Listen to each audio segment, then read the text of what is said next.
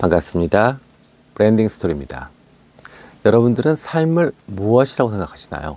저는 삶을 설득의 연속이다라고 생각이 들어요.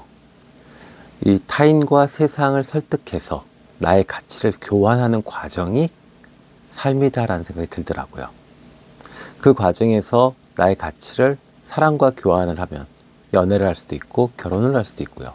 또 나의 가치를 돈으로 교환하게 되면 그것이 급여가 되고 나의 수익이 되기도 하고요. 자, 이렇게 중요한 설득, 물론 예전에 그리스에서 어떤 논리학에서는 이렇게도 이야기하죠. 설득에는 3요소가 있다. 메신저, 그 다음에 내용, 그 이론, 이성, 이것과 또 감성, 이렇게 해서 3가지가 결합된다. 즉, 메신저와 메시지로 나누는데 메시지는 그 내용이 되는 것과 그것을 전달하는 감성적인 측면, 이렇게 나눠줄 수 있다라고 이야기를 합니다. 자, 그거는 그것대로 놔두고요. 오늘은 로버트 치알디니가 쓴 아주 유명한 책 설득의 심리학에서 뽑아본 설득을 잘할 수 있는 말투 7가지에 대해서 알아보도록 하겠습니다.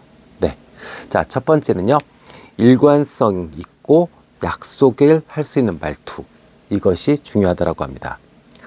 그래서 이런 말투를 많이 쓰시면 좋대요. 전에 말씀하셨던 것처럼 사람들은 자신이 이전에 했던 말과 행동을 일관되게 유지하려는 경향이 있대요. 이것을 일관성의 원칙이라고 합니다. 그래서 상대가 과거에 동의했던 내용을 상기시키면서 말을 이끌어 나가면 설득이 쉬워진다고 합니다.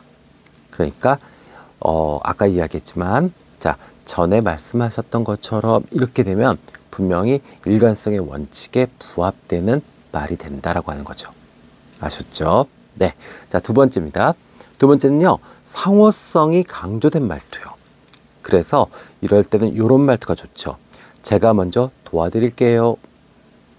사람들은 받은 호의를 되갚고 싶어하는 마음이 있습니다. 이것을 상호성의 법칙이라고 합니다.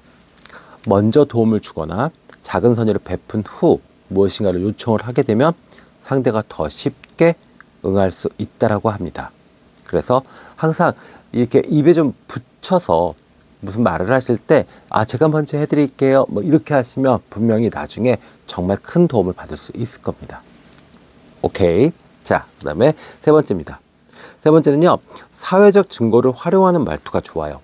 그래서 대부분의 사람들이 이렇게 하고 있어요, 이렇게 이야기하면 좋죠. 사람들은 다른 사람들이 하는 행동을 따라하려는 경향이 있습니다. 이것을 사회적 증거의 법칙이라고 합니다. 그러니까 나 혼자 독특하게 툭 떨어져 나오는 것보다는 그 어떤 집단 안에서 그 사람들이 하는 행동을 비슷하게나마 따라하려고 하는 경향성이 있어요. 이거는 인간의 본성입니다. 네, 혼자 떨어져 나와 있으면 사실 위험하거든요. 그래서 이 본성을 좀 이용하자는 거죠. 자, 특정 행동이 일반적이라는 점을 강조하면 상대가 더 쉽게 설득될 수 있습니다. 그러니까 지금 무엇인가 내가 부탁해야 되는 것이 그냥 일반적으로 다 하는 거야. 그래서 이렇게 도와주는 거 별 문제 안 돼. 이렇게 설명을 해주고 설득을 할 수 있겠죠. 네. 자, 네 번째입니다. 네 번째는요, 권위 있는 말투예요.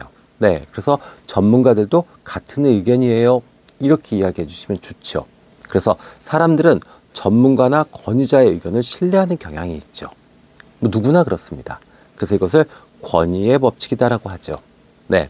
그래서 설득할 때 신뢰할 만한 출처라든지 전문가의 의견을 인용하면 훨씬 더 설득이 잘 되고 효과적으로 설득할 수 있다라고 알려져 있습니다. 네. 자, 다섯 번째입니다. 다섯 번째는요, 희소성을 강조하는 말투죠. 이건 홈쇼핑이나 어디 백화점 같은 데 가면 많이들 하시잖아요. 그죠? 물건을 파는 과정도 사실 설득의 과정이죠. 네. 그래서 자, 이 기회는 곧 사라질 수 있어요. 물건이 얼마 안 남았어요. 오늘만 세일이에요. 이런 이야기들이죠. 그죠? 네. 그래서 사람들은 제한된 것, 희귀한 것에 더 많은 가치를 둡니다.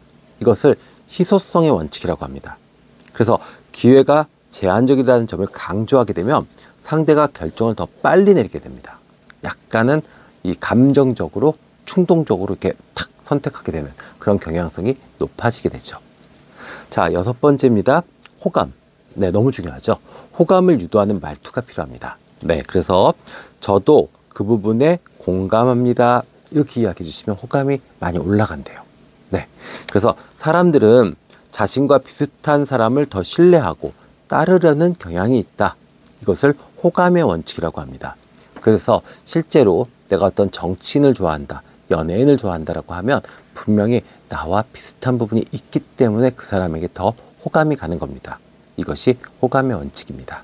네, 그래서 상대방과의 공통점을 강조하거나 아니면 진심 어린 칭찬을 하거나 이러면 설득은 훨씬 더 쉬워질 수 있다. 이렇게 알려져 있죠. 네, 자 마지막입니다. 7번째요. 자, 점진적인 동의를 유도하는 말투가 좋아요. 그래서 처음부터 큰 거, 엄청난 것을 부탁하면 대부분 거절당하게 돼 있습니다. 근데 반대로 작은 것부터 시작해 볼까요? 뭐 이런 식으로 말을 한다면 분명히 내가 원하는 것들을 얻어낼 수 있습니다. 자, 사람들은 작은 약속을 한 후 더 큰 요청의 수락을 수락할 가능성이 더 높아집니다. 그러니까 작은 약속이 서로 이렇게 신용이 생겼어요. 그러면 그 다음에는 더 큰 것을 허락해 줄 수 있습니다. 네, 이것을 put in the door 기법이라고 합니다. 그러니까 발부터 먼저 넣는 거죠. 문에. 그죠? 머리부터 들어가는 게 아니라 발부터 들어가고 그 다음에 몸이 들어가는 겁니다. 네. 자, 그래서 처음에는 부담 없이 작은 요청을 하고 나서 점진적으로 설득하는 것이 효과적이다라고 알려져 있습니다. 네, 그래서 오늘은 이렇게 설득의 심리학 로버트 치알디니의 책을 통해서 설득을 잘할 수 있는 말투 7가지를 알아봤습니다. 우리가 나이를 점점 먹으면서 사실은 무엇인가 타인에게 부탁하거나 설득하거나 이럴 기회들이 많을 수 있습니다. 근데 그때 내가 감정이 상할 수도 있고 또 뭔가 불편할 수도 있어요. 그래서 오늘 여러분들께 드린 말씀들 7가지 잘 기억하셨다가 편안하게 타인을 설득하시고 또 원하는 것을 얻으시고 함께 다 같이 잘 사는 그런 세상을 만들었으면 좋겠습니다. 지금까지 브랜딩 스토리였습니다. 감사합니다.